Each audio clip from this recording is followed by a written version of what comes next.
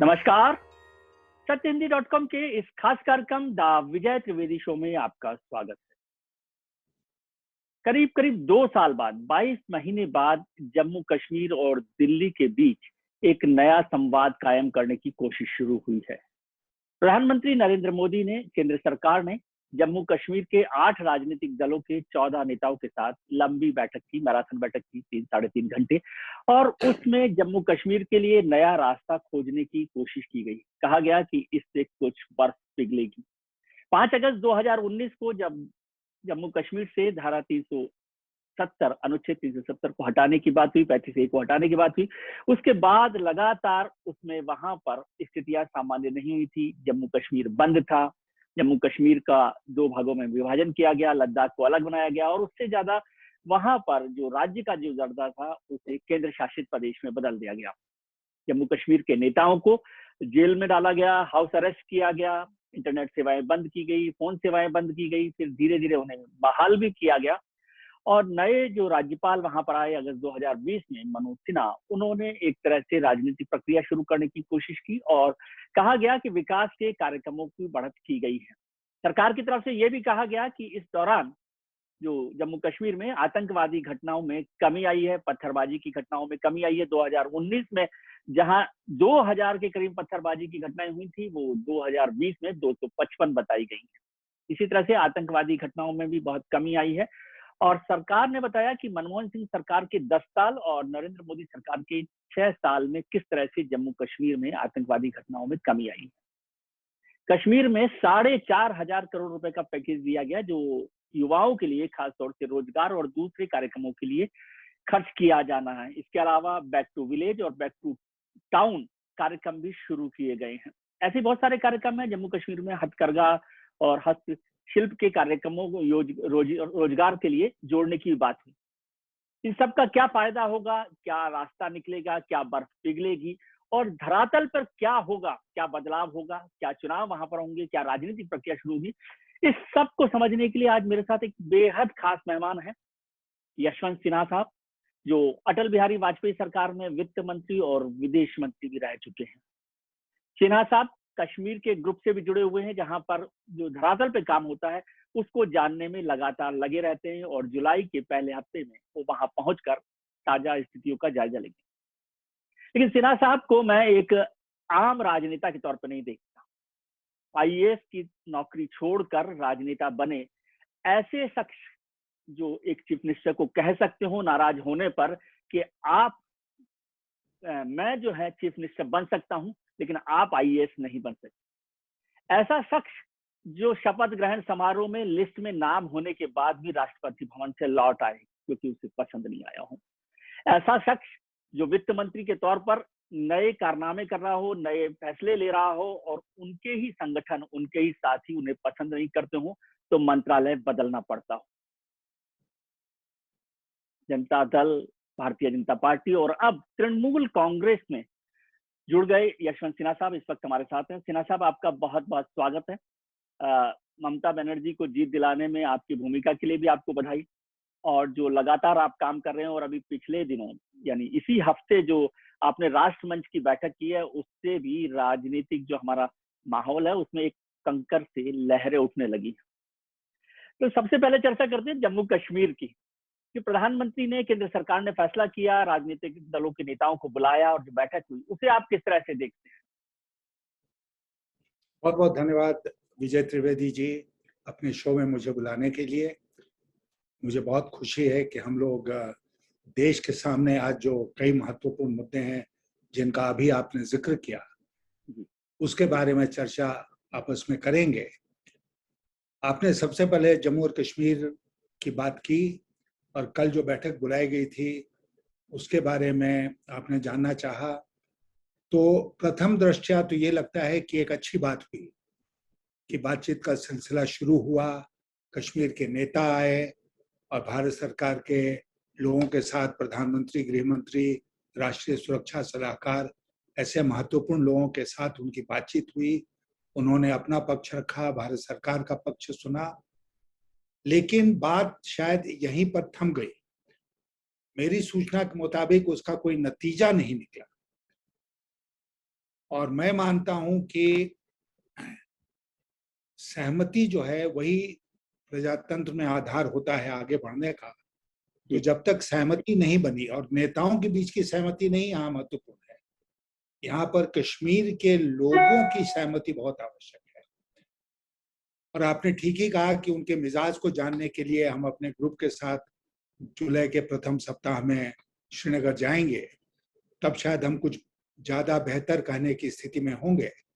लेकिन मुझे लगता है कि आप 100% वापस ले लें और फिर 50% वापस करने की बात करें, तो वो जो दूसरे एंड पर है उसके लिए अच्छा सौदा नहीं माना जाएगा। आपने जम्मू और कश्मीर को खंडित कर दिया, आपने धारा 370 वापस ले लिया, 35 से वापस ले लिया, और आप अब कहें कि भाई हम स्टेटहुड रेस्टोर कर देंगे, आपको पुनः राज्य का दर्जा दे देंगे, तो शायद ये 100% के एवज में 25% ही लौटाना होगा। तो इसीलिए मेरा मानना है कि नेताओं का नहीं, बल्कि जम्मू और कश्मीर के लोगों के मिजाज को समझना बहुत जरूरी है। और मुझे नहीं लगता है आज तक मेरी जो सूचना उसके आधार पर कि जम्मू और कश्मीर और खास करके कश्मीर के जो लोग हैं वो कल की घटना से बहुत थ्रिल्ड हैं, बहुत उत्साहित हैं। तो आपको लगता है कि एक बैठक में ये सारी चीजें हो जाती?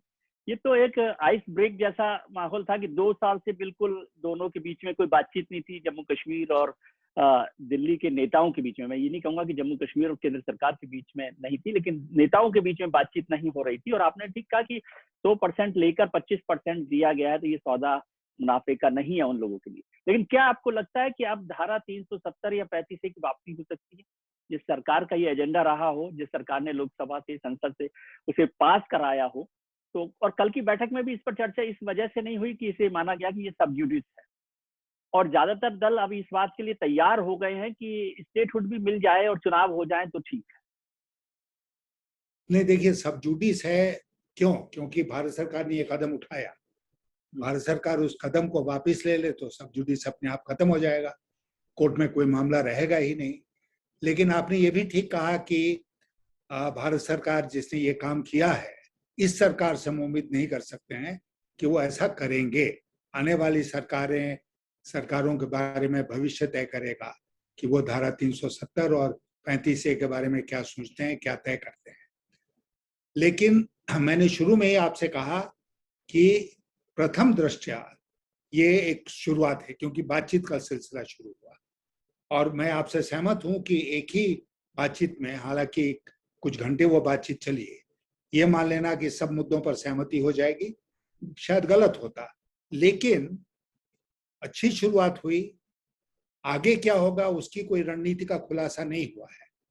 ऐसा नहीं हुआ है कि कहा गया कि हम 3 महीने के बाद फिर मिलेंगे, या ये कहा गया कि हम कोई स्पेशल किसी को अपॉइंट करते हैं, जैसे स्पेशल रिप्रेजेंटेटिव पहले अपॉइंट किए गए थे जो जाकर वहां सब स्टेक होल्डर से बात करके कुछ भारत सरकार को सुझाव देते। ऐसा नहीं है। ये भी नहीं कहा गया कि गवर्नर को ये शक्ति दी जा रही है कि वो सबसे बातचीत करके आगे का रास्ता सुझाएं। तो आगे का रास्ता, देखिए, जो एक इलेक्शन होगा डिलिमिटेशन के बाद या डिलिमिटेशन के पहले, वो अपने आप में एक ठीक कदम है।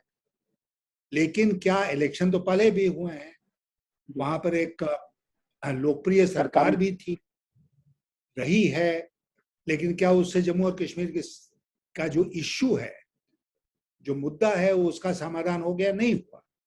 वो अपने आप में इतना एक जटिल प्रश्न है कि उसमें बहुत ही दूरगामी और व्यापक दृष्टिकोण लेके चलना पड़ेगा। मैं याद दिलाऊं कि अटल बिहारी वाजपेयी ने क्यों कहा था स्थानीय जमहूरियत और कश्मीरियत? इसलिए कहा था कि वो एक टोटलिटी था, एक समग्र दृष्टिकोण था। आज की सरकार की तरफ से ये कहा गया कि भाई दिल भी दूर नहीं हो, दिल्ली भी दूर नहीं हो, तो एक रेटोरिक, एक मुहावरे के रूप में तो ठीक है, लेकिन इसको कार्यान्वित कैसे करेंगे, ये एक बड़ा प्रश्न है। और मैं मानता हूं आज के दिन सबसे बड़ा जो प्रश्न है वो ये है कि भारत सरकार को पॉलिटिकल लीडर्स का नहीं बल्कि कश्मीर के आवाम के दिल को, उसके विश्वास को जीतने का प्रयास करना चाहिए। तो उसका रास्ता लीडर्स के थ्रू ही हो सकता है ना, जो नुमाइंदे हैं उनके थ्रू। एक चीज मैं जानना चाहता हूँ, आपने वाजपेयी जी का जिक्र कर दिया। वाजपेयी जी की सरकार में आप विदेश मंत्री भी रहे, वित्त मंत्री भी रहे, और विदेश मंत्री थे तब 2004 में जिस तरह से सेपरेटिस्ट लीडर्स के साथ भी बातचीत की कोशिश की गई, हुर्रियत के साथ भी बात की गई, और मुझे सार्क का सम्मेलन भी याद आता है पाकिस्तान जब रहे हैं। तो दो तीन बातें हैं कि अभी जो बातचीत हुई उसमें मेन स्ट्रीम लीडर्स के साथ बात हुई। क्या आप इसको अधूरी बातचीत मानते हैं? क्या आपको लगता है कि सेपरेटिस्ट लीडर्स जो वहां पर हैं, जो कुछ लोग उसको उनको ही मेन लीडर मानते हैं, मेन स्ट्रीम लीडर मानते हैं, वो समझते हैं कि जो पॉलिटिकल लीडर्स हैं उनकी तो अब कुछ वजूद बचा नहीं है, तो उनके साथ बातचीत होनी चाहिए। और दूसरा एक बड़ा विवाद का विषय रहा, मुझे नहीं पता कि मुझे इस पर आपसे चर्चा करनी चाहिए कि नहीं, लेकिन फिर भी बात हुई है तो इस पर होना चाहिए कि पाकिस्तान को लेकर जैसे पीडीपी की जो नेता हैं और पूर्व मुख्यमंत्री हैं महबूबा मुफ्ती साहब, उन्होंने साहिबा ने जिस तरह से जिक्र किया कि उससे भी बात होनी चाहिए, और उसको लेकर काफी नाराजगी बहुत सारे संगठनों ने दिखाई। क्या इसको आप ठीक देखते हैं? देखिए, मेरा अपना मानना है कि लीडर से जो बातचीत हुई वो बहुत अच्छी बात है, एक शुरुआत हुई। लेकिन आपको याद होगा कि एक शब्द, एक टर्म का इस्तेमाल हमने पास्ट में किया है। जब मुफ्ती साहब की सरकार बनी थी और एक कॉमन एजेंडा तय हुआ था बीजेपी और पीडीपी में, बीजेपी पीडीपी का जो कॉमन एजेंडा था, जिससे बीजेपी इनकार नहीं कर सकती आज के दिन, उसमें क्या था? उसमें इन सब बातों का जिक्र था जिसका उल्लेख अभी आपने किया कि हम बातचीत करेंगे, किससे किससे करेंगे? सारे स्टेक होल्डर्स।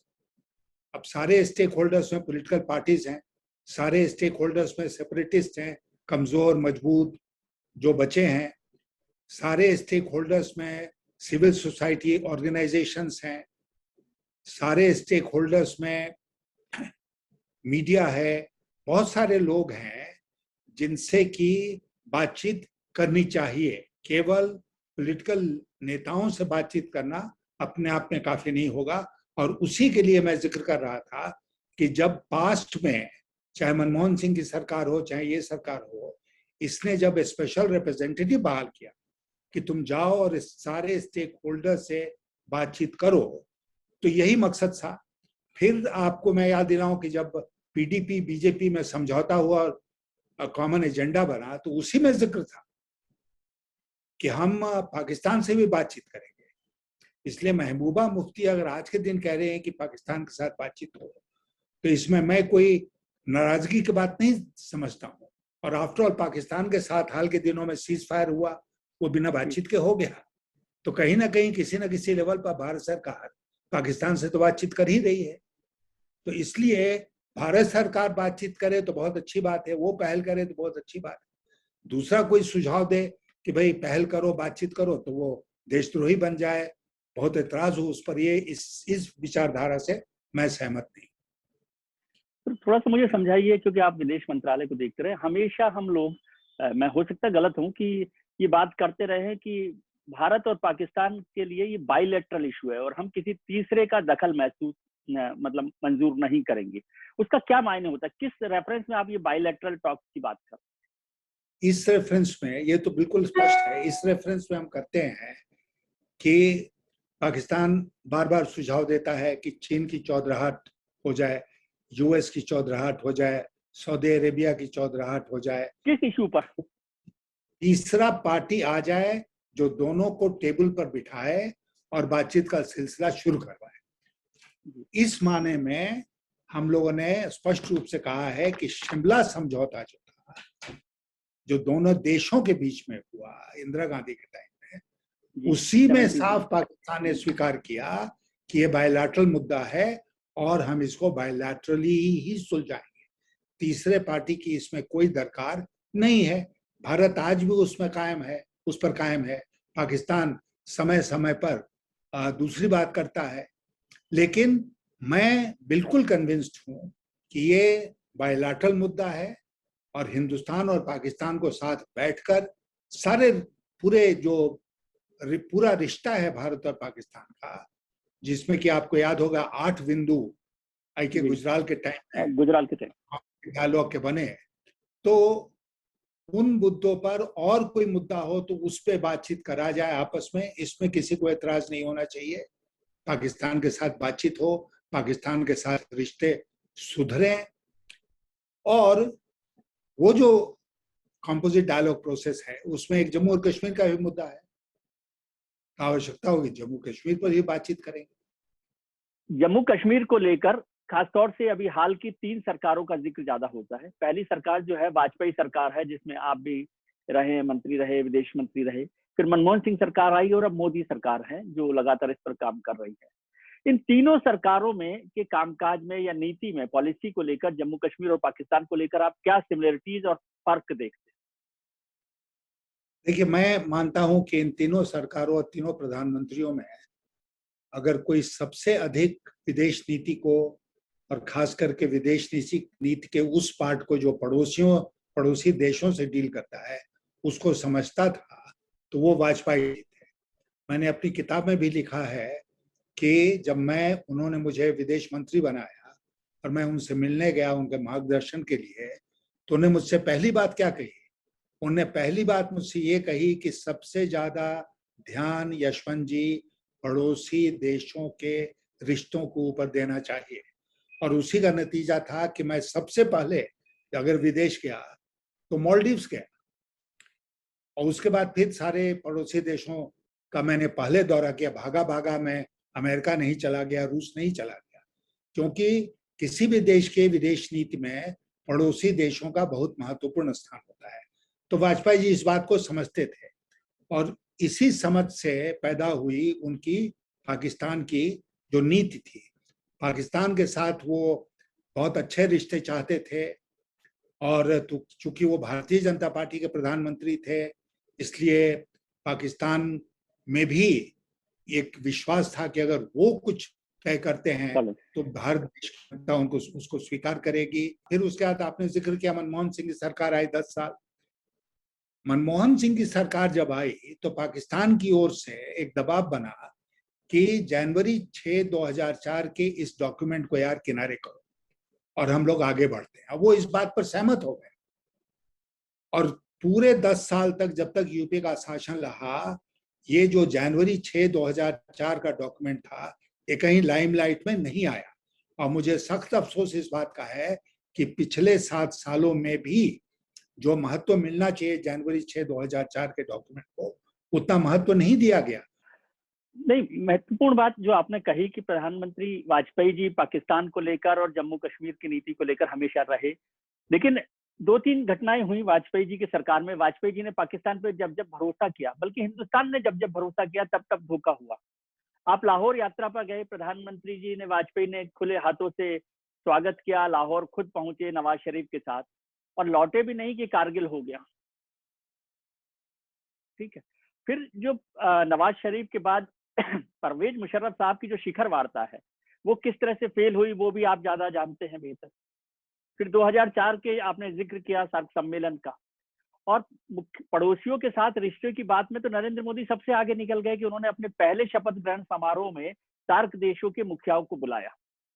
लेकिन क्या हम उस रिश्ते पर आगे बढ़ पाए हैं? लोग कहते हैं कि आजकल हम सबसे ज्यादा दूर हैं अपने पड़ोसियों से। जो बिल्कुल सही कहते हैं लोग, क्योंकि वो इतना अच्छा स्टार्ट हुआ कि सारे पड़ोसी देश के लोग आए, और उसके बावजूद रिश्ते आगे नहीं बढ़े, बल्कि रिश्ते खराब ही हुए। और ये बिल्कुल सही कहना है कि हम जो पास के देश हैं उनसे दूर चले। लेकिन, और मैं आपसे इसी संदर्भ में एक और निवेदन कर दूं कि श्रीलंका जैसे है, श्रीलंका के साथ हम लोग के वाजपेयी रेजिम में इतने मधुर संबंध थे कि नहीं कहने पर भी श्रीलंका के प्रतिनिधि हमारे यहाँ आते थे, हमसे राय मशविरा करते थे। जब एलटीटी के साथ उनकी बातचीत चल रही थी, तो आपको याद होगा कि हम लोगों ने तय किया कि चूंकि एलटीटी प्रतिबंधित संस्था है, इसलिए हम लोग उसमें दूर दूर तक नजर नहीं आएंगे। लेकिन वो आते थे हर बार और आकर बताते थे कि बातचीत में क्या प्रगति हुई। तो इसलिए सारे देश, पड़ोसी देशों के साथ एक मजबूत रिश्ता कायम करने का एक सिलसिला शुरू हुआ वाजपेयी जी के समय में। चलता रहा, कहीं उतार चढ़ाव उसमें होता रहा मनमोहन सिंह के टाइम में, लेकिन अब आप देखिए कि श्रीलंका, जिससे मैं कहूंगा कि हम लोग के टाइम में सबसे मधुर संबंध था, उस श्रीलंका का हाल क्या है? श्रीलंका जाके क्या चीन की गोदी में नहीं बैठ गया?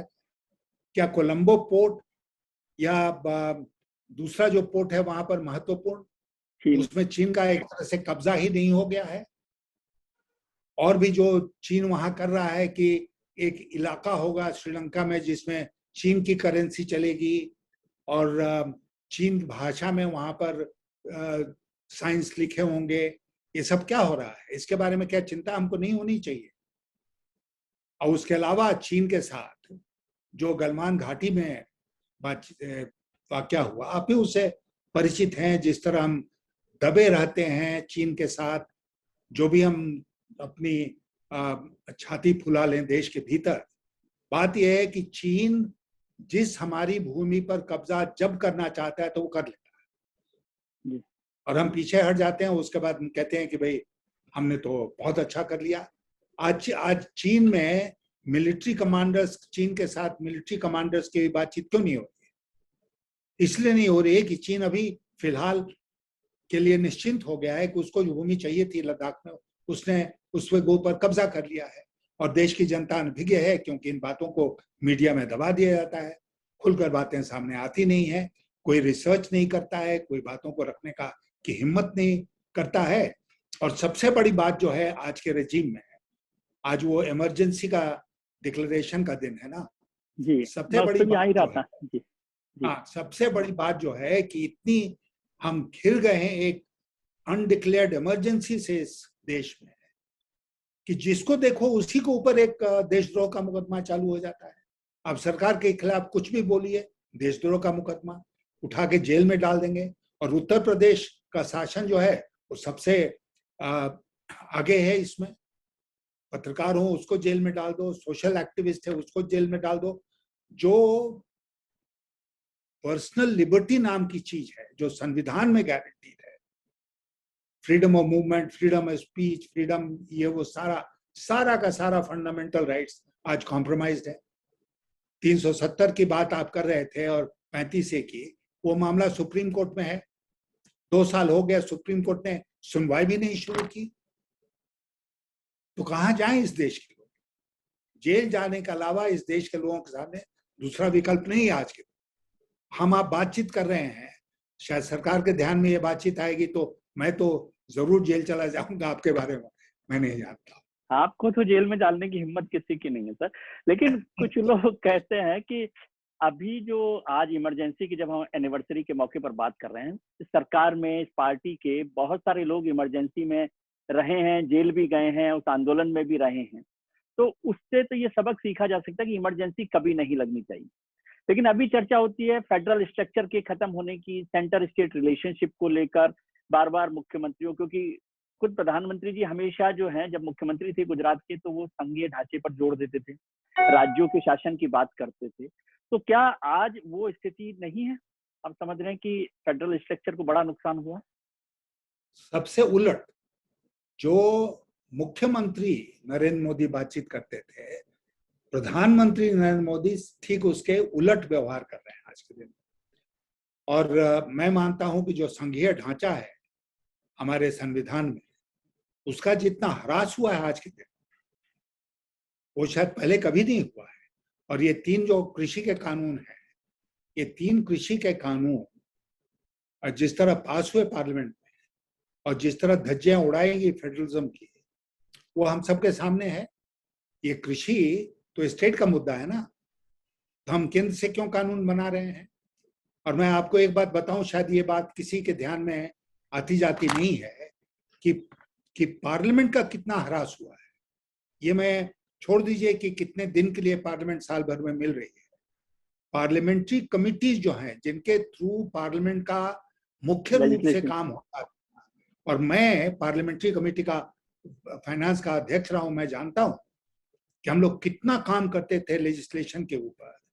आप जानते हैं, अगर मनमोहन सिंह के 10 वर्षों के शासनकाल में 75% कानून जो पार्लियामेंट में पेश हुए वो गए स्टैंडिंग कमिटीज को, तो मोदी जी के पहले 5 सालों में वो फिगर घट के 25% हो गया, 75% घट के 25%। और पिछले 2 सालों में एक भी कानून का मसौदा स्टैंडिंग कमिटीज को नहीं गया है, सब हाउसेज में पास होता रहा है। तो ये पार्लियामेंट का हरास नहीं हुआ, पार्लियामेंट के पावर का। लेकिन मुझे अफसोस है कि पार्लियामेंट में विपक्ष के जो लोग हैं, मेंबर्स, वो भी इस मुद्दे को हाउस में नहीं उठाते हैं, मीडिया में नहीं उठाते हैं कि लोगों को समझ में आए।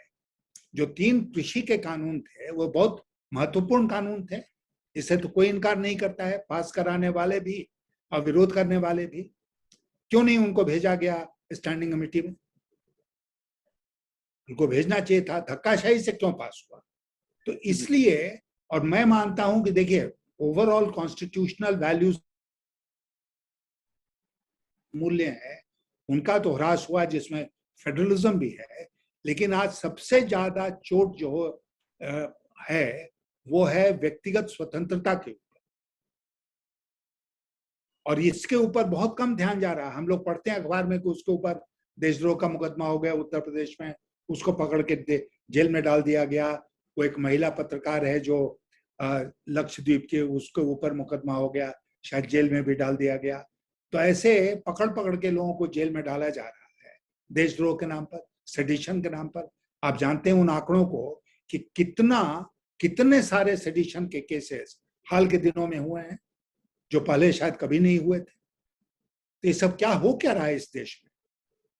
संविधान नहीं बचा, संविधान के मूल्य नहीं बचे, व्यक्तिगत स्वतंत्रता समाप्त हो गई, और हम बात कर रहे हैं एनिवर्सरी के दिन इमरजेंसी की। लेकिन सर, आपकी बात काफी हद तक सही है और ऐसा सब दिखाई दे रहा है। लेकिन क्या जब लोग कहते हैं कि वो घोषित आपातकाल था और अभी अघोषित आपातकाल है, अनडिक्लेयर्ड इमरजेंसी है, तो ये एग्जेजरेशन नहीं है? या हमारी जो नाराजगी है मोदी साहब के खिलाफ, वो उसको लेकर हम हर बात को एग्जेजरेट करते हैं? यदि इमरजेंसी को याद करें, मैं पढ़ रहा था, मैं तो उस समय छोटा था, कि 1 लाख से ज्यादा लोग जेलों में बंद किए गए। रातों रात सारे देश भर के बड़े नेता, जेपी से लेकर अडवाणी और वाजपेयी और सारे लोग, तमाम नेता गिरफ्तार कर लिए गए। बहुत सारे छोटे लेवल के नेताओं को भी गिरफ्तार किया गया। जो यातनाएं दी गई वो भी सब आपको है। संविधान और संसद की व्यवस्था को खत्म कर दिया गया। कानून, सुप्रीम कोर्ट ने जिस तरह से बिहेव किया गया, क्या वैसा वैसा सब कुछ हो रहा है आज? देखिए, मैं आपसे एक बात अर्ज करूंगा बहुत अदब के साथ, कि जब बड़े बड़े नेताओं को गिरफ्तार किया जाता है तो बड़ी बड़ी खबर बनती है, ठीक है ना? जब छोटे आम नागरिकों के साथ अत्याचार होता है तो माफ कीजिएगा, उसका कहीं कोई जिक्र मीडिया में भी नहीं होता है। हम आप उसके बारे में कोई चिंता नहीं करते हैं।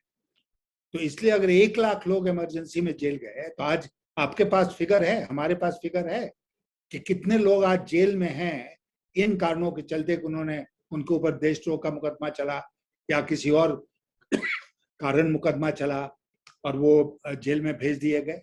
जम्मू और कश्मीर में कितने लोग जेल गए? गए ना, सारे नेता जेल गए, आज भी जेल में है बहुत सारे। तो ये इमरजेंसी नहीं थी तो क्या थी? और इमरजेंसी नहीं है तो क्या है?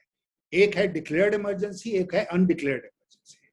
अब इमरजेंसी डिक्लेयर करना 44th अमेंडमेंट के बाद बहुत मुश्किल हो गया है, इसलिए अघोषित इमरजेंसी ही एक तरीका है, और हम अघोषित इमरजेंसी पर काम कर रहे हैं, आज उसी को चला रहे हैं। सर, सरकार की बात मान लेते हैं आपके, लेकिन जो हमारे विपक्षी दल हैं, जितने लोग हैं, उनकी आवाज क्यों नहीं सुनाई दे रही? क्या वो डर में जी रहे हैं, या वो कमजोर हो गए हैं, या बेमायने हो गए हैं, या उनको समझ ही नहीं आ रहा कि देश में हो क्या रहा है? नहीं, मैं मानता हूं कि विपक्ष कमजोर हो गया है, और मैंने आपकी जो पार्लियामेंट के कमिटीज की बात की, ये मुद्दा आज दोनों हाउसेज, दोनों सदनों में क्यों नहीं एक बार उठना चाहिए था ना कि भाई आप क्या कर रहे हैं स्टैंडिंग कमिटीज के साथ?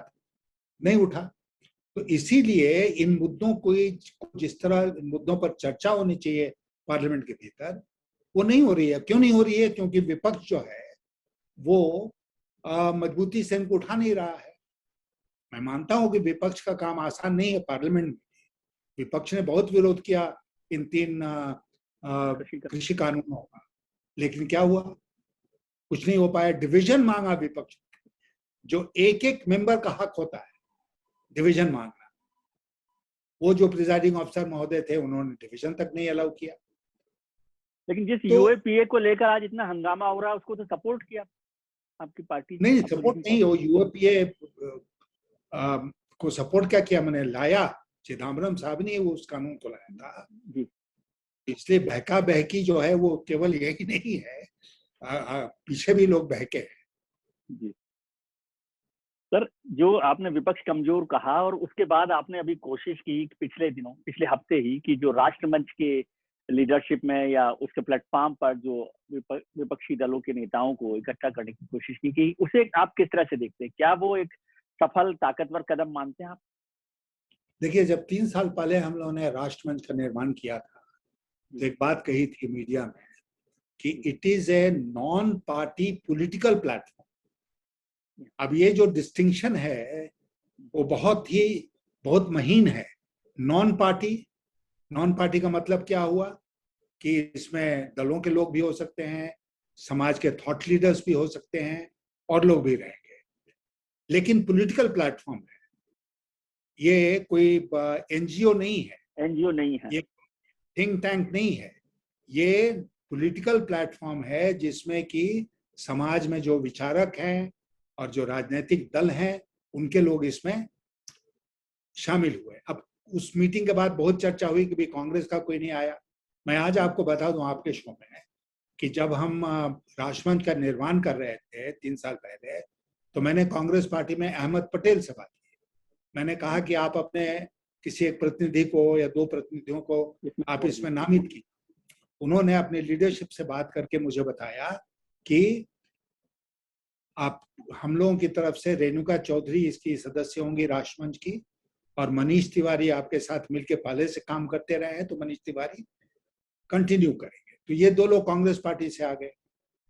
तो इसलिए ऐसा नहीं था कि हम लोगों ने कांग्रेस पार्टी को एक्सक्लूड करने का प्रयास किया।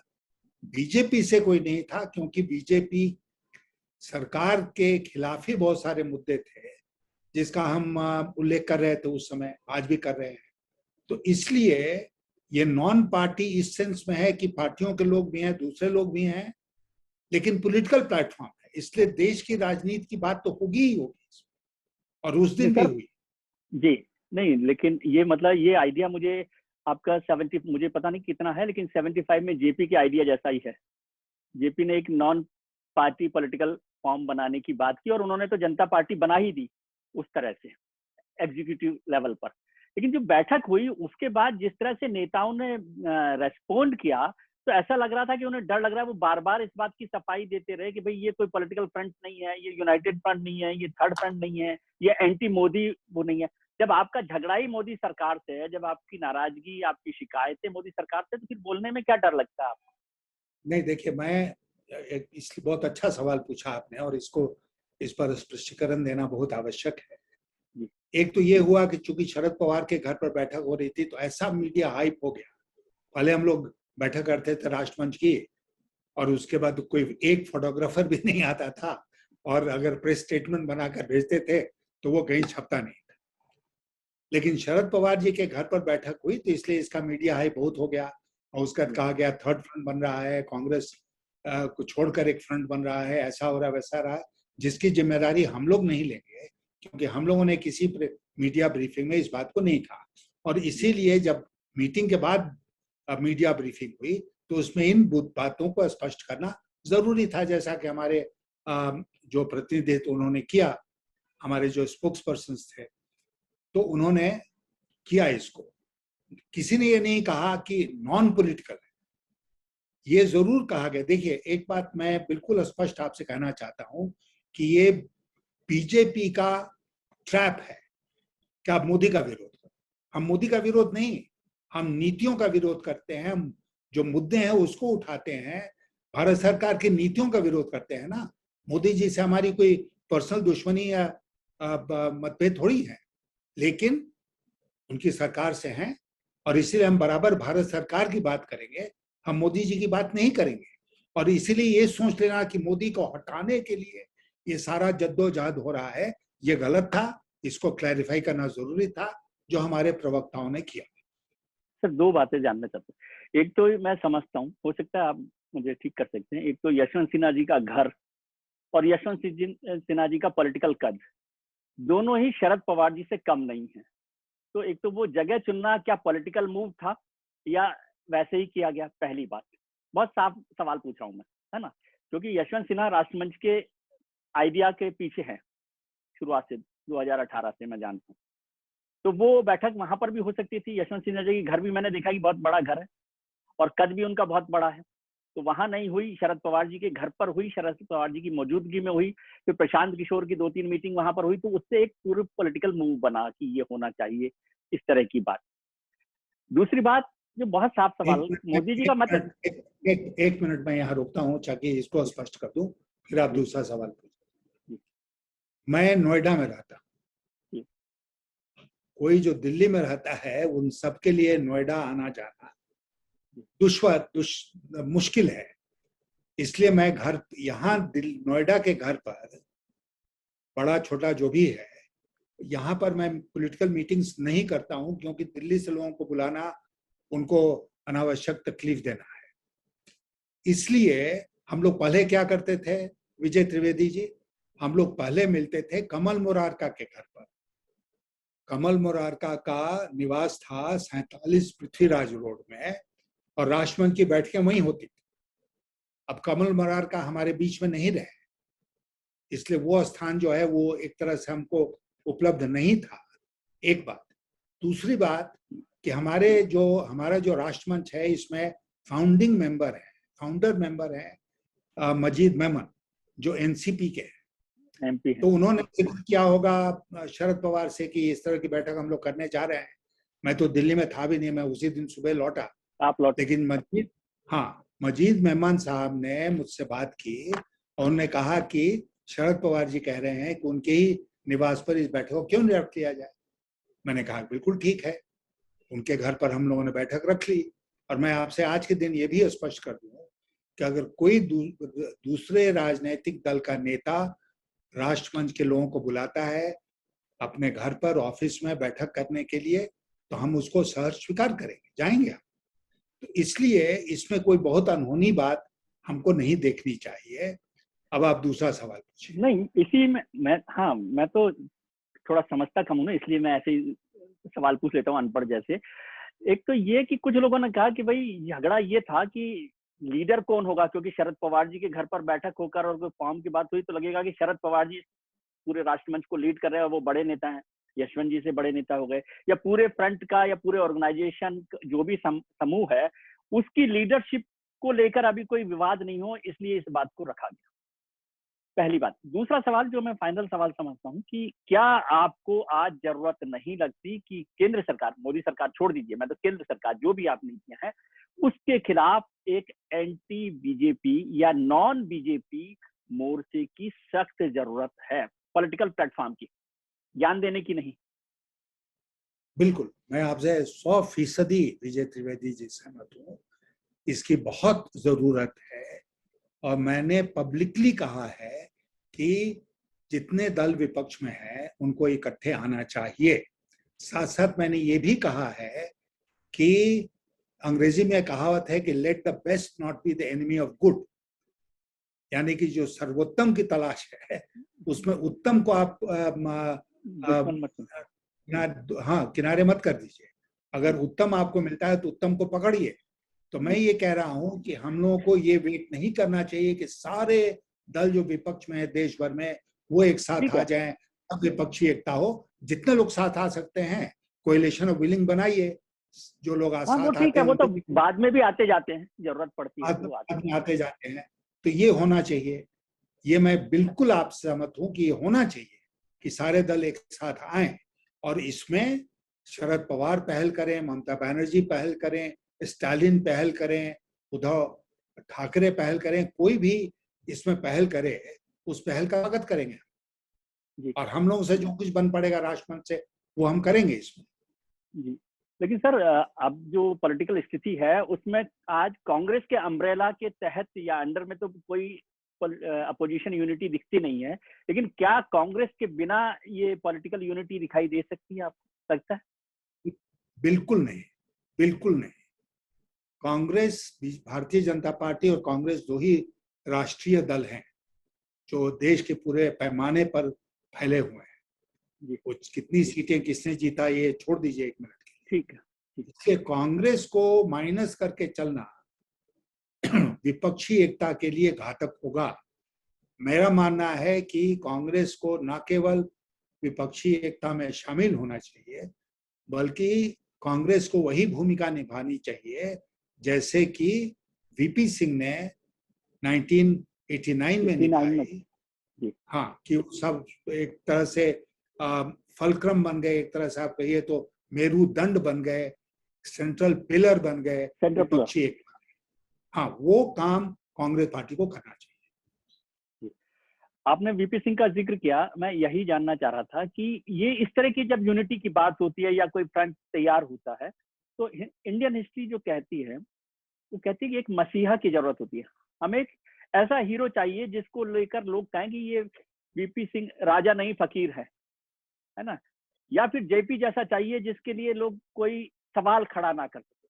क्या आपको लगता है कि मौजूदा आपके सिस्टम में ऐसा कोई फकीर या ऐसा जेपी है जिसकी लीडरशिप में हम बिना शक के ये खड़ा कर सके, या फिर दूसरे दिन जैसी सरकार इलेक्शन आएंगे तो फिर लीडरशिप को लेकर झगड़ा होगा?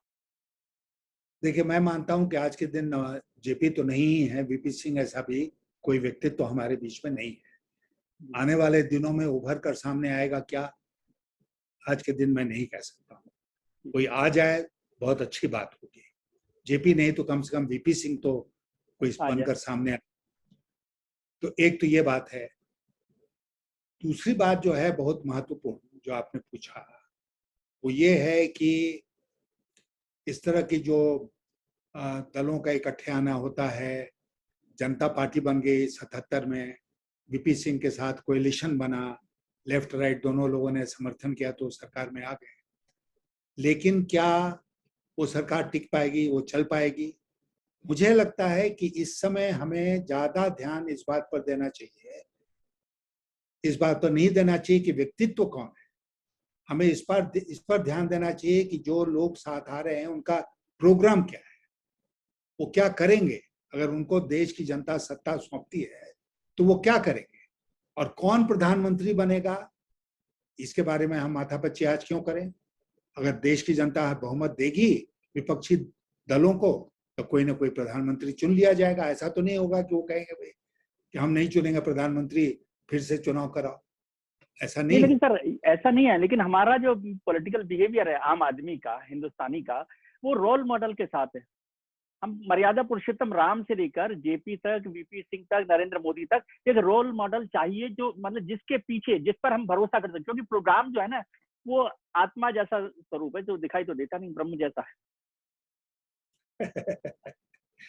इसीलिए बहुत जरूरी है विजय त्रिवेदी जी कि वो ब्रह्म जैसा एकदम जो नजर नहीं आ रहा है उसको नजर में लाया जाए। आज हमारे पॉलिटी में, हमारे राजनीतिक व्यवस्था में मैं मानता हूं बहुत जरूरी है कि मुद्दों का जिक्र किया जाए। हम अक्सर पर्सनालिटीज में उलझ के रह जाते हैं, और इसीलिए उस राष्ट्रमंच की बैठक में शरद पवार के घर में मैंने एक बात कही थी कि मोदी मुद्दा नहीं है, मुद्दे मुद्दा है। आज हम उन मुद्दों का जिक्र करें, लेकिन मीडिया भी कहती है कि नहीं मोदी का जिक्र करो जी, मोदी के खिलाफ लड़ो। तब क्या करें? नहीं, वो पिक्चर क्लियर होती है। अच्छा सर, एक और छोटी सी बात, जब मोदी और मुद्दे और ये सब बात हुई, पर्सनैलिटी की बात हुई, तो मुझे एक और पर्सनैलिटी हमेशा से याद आती रही। आपने कहा जेपी आज कोई नहीं है, वीपी सिंह कोई नहीं है, चलिए मान लिया, कोई हरकिशन सिंह सुरजीत है? नहीं है। मैं आपसे सहमत हूँ, आज के दिन कोई हरकिशन सिंह सुरजीत भी नहीं है जो परोक्ष में रह के इस तरह का काम करे।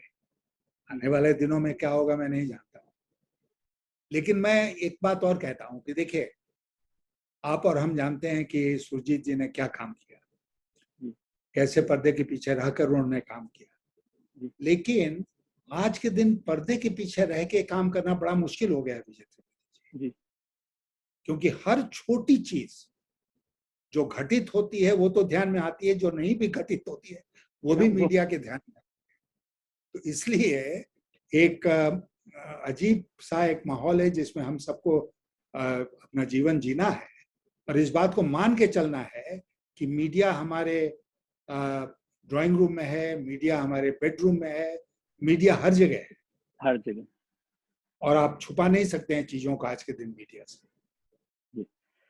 सर चलिए आखिरी सवाल बस जानना चाहता हूं कि मैं इसको विवादित नहीं करना चाहता कि वीपी सिंह की भूमिका, लेकिन क्या यशवंत सिन्हा जेपी की भूमिका के लिए तैयार हो सकते हैं? नहीं, मैं कहाँ अभी बात कर रहे हैं, कहाँ जेपी और कहाँ यशवंत सिन्हा। मैं तो वीपी सिंह की भूमिका में भी नहीं आ सकता हूँ। नहीं सर, वीपी सिंह की भूमिका में मैंने इसलिए नहीं बोला कि फिर प्राइम मिनिस्टर की बात होगी, मतलब नहीं, एक ऐसी बात जेपी की बात ये कि भाई जिनके बारे में तय था कि जो सत्ता से दूर रहकर, सिंहासन से दूर रहकर काम करने के लिए तैयार हो, ऐसा लीडरशिप आप यशवंत सिन्हा को देख?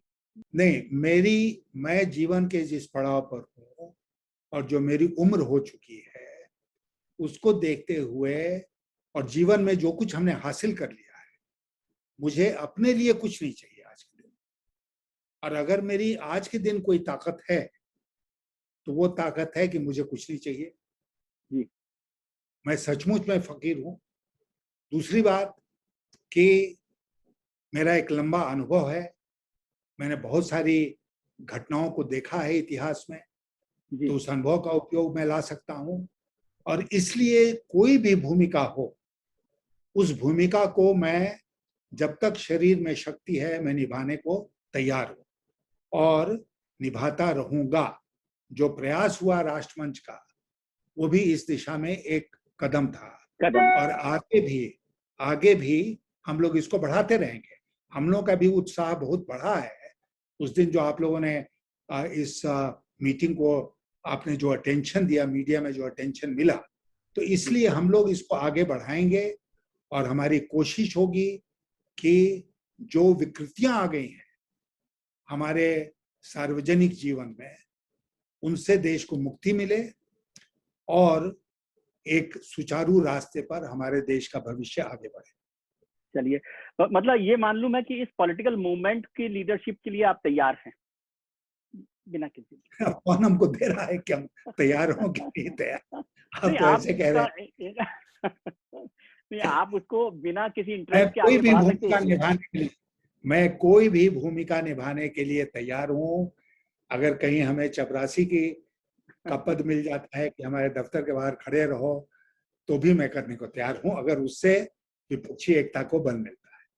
चलिए सर, आपका कद और आपका अनुभव सब लोग जानते हैं, इसलिए इस लीडरशिप को एक्सेप्ट कर सकते हैं, ये मेरी उम्मीद और संभावना लगती है। बहुत बहुत शुभकामनाएं और बहुत धन्यवाद आपको कि आपने वक्त निकाला। अपना ख्याल रखिए और उनका ख्याल रखिए जो आपका ख्याल रखते हैं। बहुत शुक्रिया सर। सत्य हिंदी का ऐप डाउनलोड करें गूगल प्ले स्टोर पर।